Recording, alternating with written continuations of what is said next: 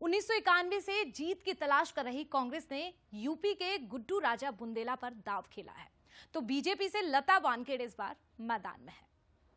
1991 के बाद से ही सागर लोकसभा पर बीजेपी का कब्जा रहा है, लेकिन इस बार लोकसभा चुनाव में दोनों ही दल अपनी अपनी रणनीति के तहत चुनाव प्रचार में जुटे हैं।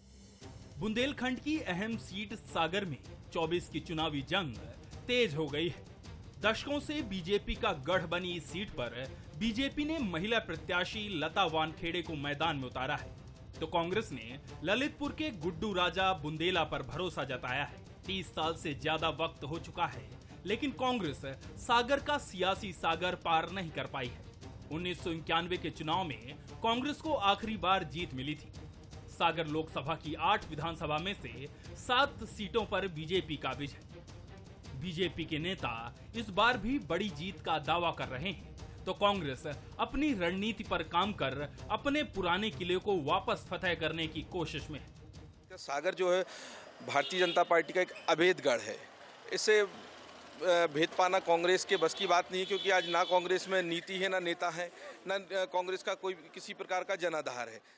हमारी रणनीति इस तरह से है कि जिस तरह से पिछले 7 लोकसभा चुनावों में भारतीय जनता पार्टी के प्रत्याशियों ने यहां जीत हासिल करके इस क्षेत्र की जो उपेक्षा की है, किसानों की, नौजवानों की उपेक्षा जो की है, उस उपेक्षा को खत्म करने के लिए हम एक नया माहौल इस सागर लोकसभा क्षेत्र में देना चाहते हैं।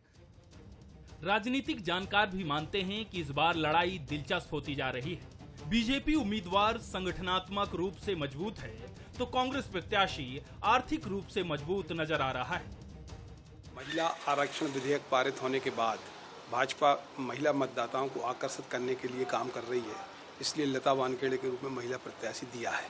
हालांकि आर्थिक रूप से प्रत्याशी कमजोर है, ऐसे में संगठन के भरोसे ही चुनाव लड़ा जाएगा। जहां तक कांग्रेस की बात है, कांग्रेस संगठन की दृष्टि से बेहद कमजोर हुई है, लेकिन गुड्डू राजा बुंदेला के रूप में आर्थिक रूप से सक्षम प्रत्याशी इस क्षेत्र से उतारा गया है, जो फिलहाल विदिशा जिले के 3 विधानसभा क्षेत्रों में बहुत तेजी से काम कर रहे हैं।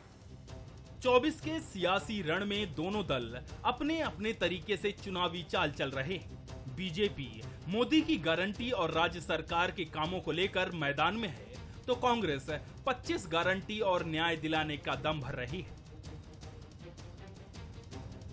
हालांकि देखने वाली बात यह होगी कि चुनाव में इस रणनीति के तहत कांग्रेस को कितनी सफलता मिलती है और वो क्या बीजेपी का ये किला भेदने में कामयाब हो पाती है।